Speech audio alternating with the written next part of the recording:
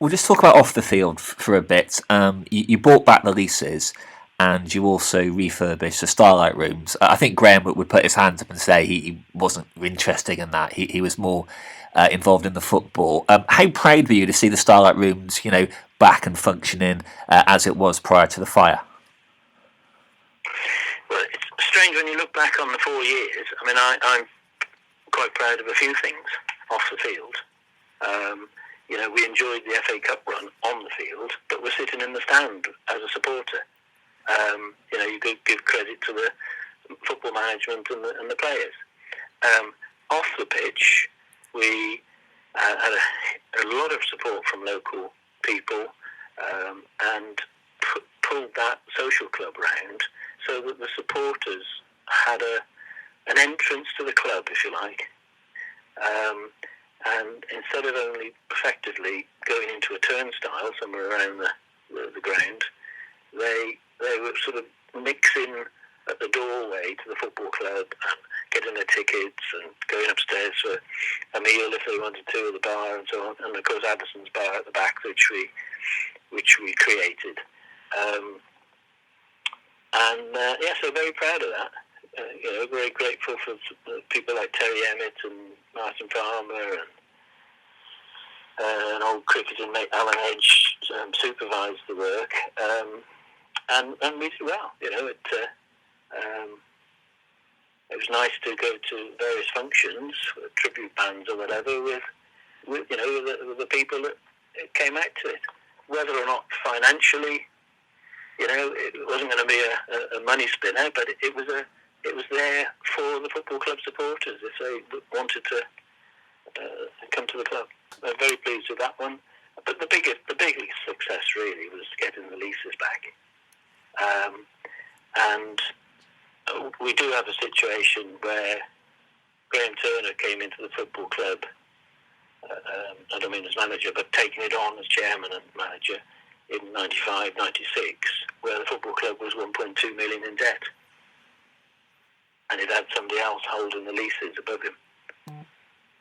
I left the football club in 2014 with the football club 1.2 million in debt, but with leases, with the potentially, with any development at the two ends of the ground, would actually secure the football club for 250 years at Edgar Street.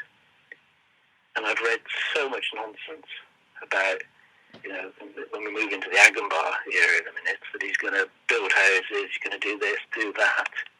That, being very blunt, was an agenda that some local people were working on that could never, ever happen.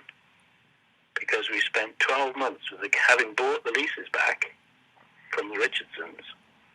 We had a 30-year lease on the ground, and we negotiated for probably too long, with hindsight, with legal people and so on, but with the local council who were extremely supportive of the football club. And we came out to the other end with a lease that was continuing for 30 years, rolling. And if somebody came in to develop either end, or both the ends, the Meadow end and the Blackfriars Street end, we, the football club, would get the land value, and it was estimated at 500,000 to 700,000 each end. That would drop into what they call an escrow account, held between us and the council, ring-fenced for use by the football club for things to do with the ground. So that's maintenance, the groundsman, and as you may know, that can run out to probably 80 to 100,000 pounds a year. With the annual seeding and maintenance and so on. And nobody could touch that. So you could have Mr. Developer come in and yes, reshape the ground. I think Bob Pritchard joined the board, Ian, the groundsman's father, and he was very helpful in these meetings. He got an background in it. And yes, the shape of the ground would change, and you would have what I would describe as a sort of a Burton Albion feel to the ground at the Meadow end and the Blackfriars end, squared off, behind it, then the developer could build, I think it was 42 1- and 2-bedroom apartments in Hereford city centre. And at the other end, we had discussions with the people across the road in the old market. We had discussions with Premier Inn and the like. And the football club would have its own terracing built as part of that development. But the key bit was that whatever the land value was paid into an account that only the football club could use to maintain the ground. And 250 years confirmed existence of the ground. Nobody could build on it. And so all that was a big red herring, was people worked their own agenda to where we are today, in my view. And I think also what happened was that it was such a good deal that the council had given us, it was never going to be offered again. Because there were a lot of councillors who eventually got into the detail, started to object, and that was never going to be approved again. So that was, I think, probably one of my the biggest successes in the 4 years there. But it never touched the ball or a corner flag. But it was so important to get that through for the existence of the football club. Unfortunately, the level we were at and the cash flow in the conference, together with our diminishing wish to continue, under the abuse that was going, meant that we just planned to step aside with the strength of that lease in our hand. And we set out throughout the fourth season, it's the 13-14 season, we were quite open of saying that we need to raise £300,000. Otherwise the football club was in real danger. And I said on at least 2 occasions on the website that I was quite prepared to stand down. But we struggled to find potential investors until quite late on in the 14th. I spoke quite regularly to the local names, but for their own reasons they decided not to invest in the football club. And the numbers involved, whilst people are carrying a coffin up Hereford Road, because 1.2 million debt is, beyond, and I think I've said clearly, the football club is really, with a few ups and downs, 1.6 at worst, and about 700,000 at best, after a couple of promotions. The football club for the last 25 years was never any different situation financially. And yet suddenly we have this social media agenda where people are carrying a coffin up Hereford Road. The debt is too great. And the fact was that local people, in my opinion, decided that they didn't want to get involved. And from a business point of view, quite a sound decision. But from a football fan point of view of Hereford United, I can't ever understand that. And the one thing you do in sport is you never give up your status. And for somebody to say to me in a meeting, well, maybe we should go down to the level we can be sustainable at, left me cold. So I knew that there was no local people coming forward after that. So we did start to try and find that investor that would put in an immediate 300,000. And in every meeting that I attended, I said, you'll need another 300,000 for the years ahead. That's roughly what you're going to be spending in the conference at Hereford. Going back to the investment, I know there was talk of, I don't know if it was true, but Arab investment. Was that just a rumour, or was that close to happening? It was nowhere near close to happening. That was my fault, in that on the day that there were some discussions about it, this was Saudi Arabia, I saw Richard Prime going up the steps of the stand, because he said, how's things going? And I made the mistake of mentioning it to him, and it seemed to grow like wildfire from there. But it never came to fruition. So was that just early talks, and then you mentioned it, and then it got into the big story? It was the very day that we had the first phone call. That's where you learn to keep your mouth shut. You can be too open at times with people like yourself. We'll just go back to on the field. So Martin Foyle left, and then Pete Beadle came in. Was it a case of he was a youth team manager, just give him the job?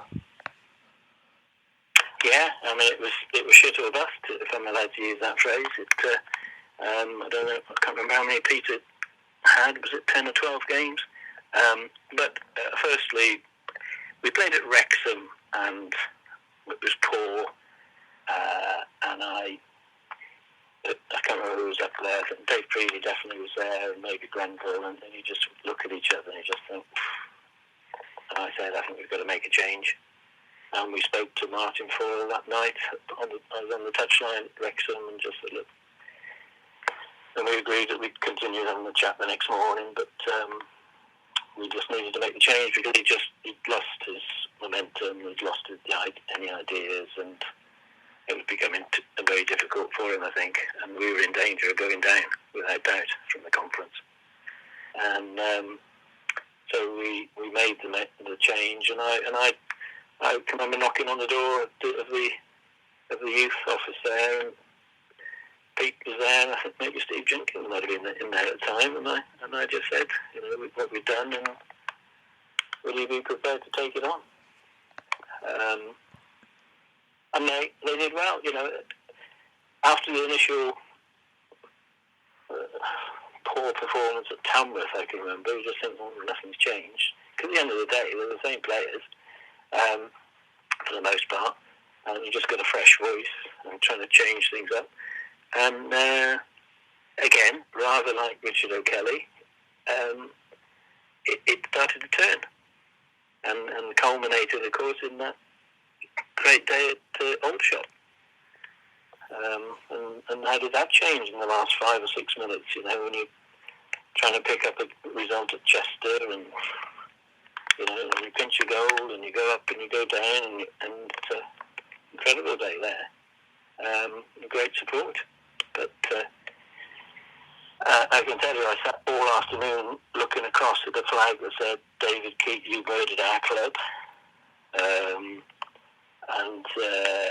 You get on.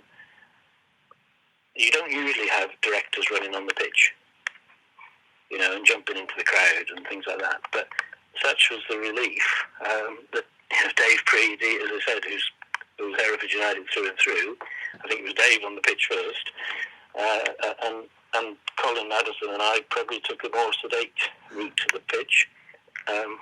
You've still got a game you've just played. You've got the appropriate decencies of shaking hands with the Aldershot people and so on, and a brief chat, and you get on the pitch. And yet the next day I'm reading about the look on my face with disappointment that we hadn't been relegated.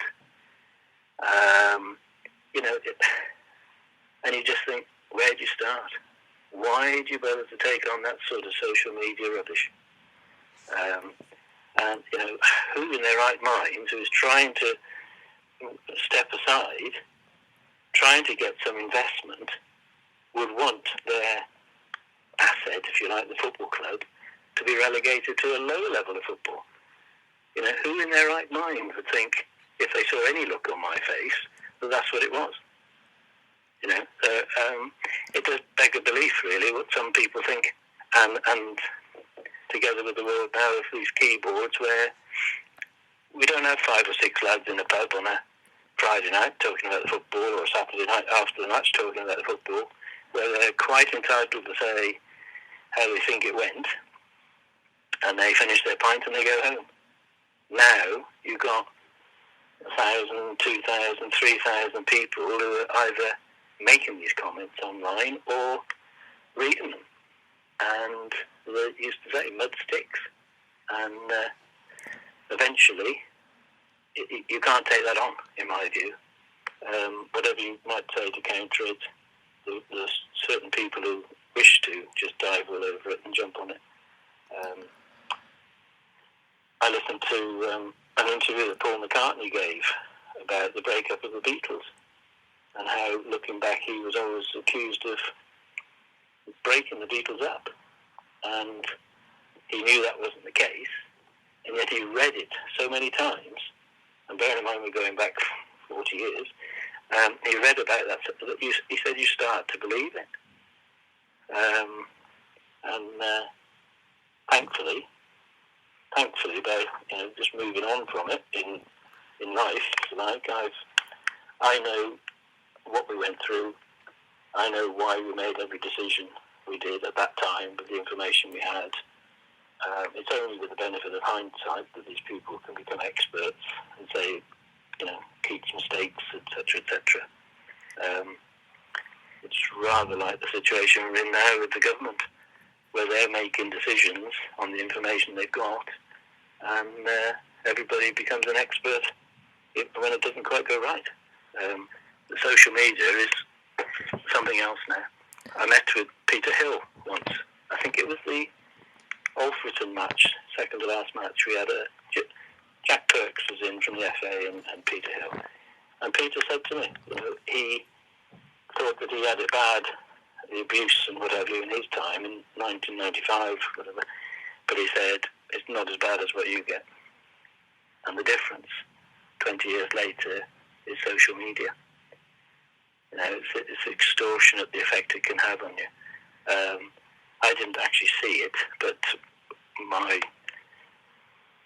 of my son's partners got upset by something on Twitter that she'd picked up about me, and it culminated in a lad being arrested. And the bizarre fact is that he was involved in the church at Lions Hall, Kingston Way. But when it's Saturday afternoon and they're in the Meadow End and they've had a few beers and they've got all the answers. So he would have gone to court, but I suggested that we just, I'd sign up for a caution, and as long as he put an apology out. But yeah, that's the way it goes. And I've no doubt that the new club are edging towards, professional football. When things don't go right every week, and they will expect, I'm sure, to have the abuse. Though I've noticed that it is thought to be not appropriate to be abusive these days. There we are.